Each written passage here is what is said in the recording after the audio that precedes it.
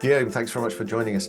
Obviously, attending MIPIM, so it would be interesting to get your take on MIPIM 2024. So, I'm not going to be very original, and I think those are the two words that were on the lips of basically 99% of the people coming back to MIPIM. But MIPIM 2024 painted a picture, obviously, of cautious outlook.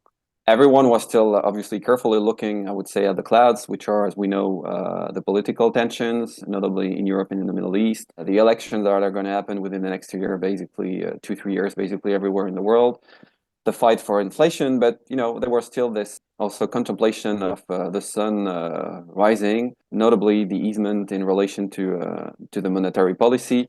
We know it's coming. We don't know exactly when, but I would imagine that in the next 2, 3 months, this ray of light will obviously help a little bit the market. The interesting thing also that I noted is, everyone has obviously completely buried, I would say, the past in terms of interest rates, and this has completely reshaped, I would say, the kind of deal making that is now happening, and all the investors are adjusting to what we call, as we're not fully poetic, the new normal. And the good thing is that I would say all the people that came into real estate some years ago and find it very attractive just because it was getting priced without basically doing nothing are out now. So it's mostly professional between professional, which ease, I would say, a little bit the competition. The focus has also shifted where it was before mostly focusing on capital appreciation. Now, obviously, it's targeting value creation strategies, mostly focusing on rental growth.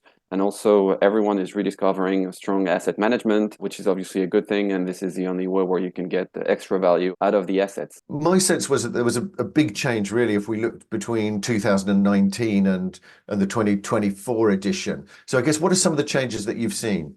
It's a very interesting question because basically, if you have been, I would say, transported from 2019 to 2024 in a blink, you would have been, I would say, kind of traumatized from what's happening, because basically 2019 was all about offices, portfolios, tertiary assets, mostly focusing, considering Europe, Western Europe or major European countries, so that the UK, France, Germany, it was all about that. 5 years later, asset classes have drastically changed. The focus is on living, logistics, hospitality, where everyone believes, and which is true, where the liquidity is.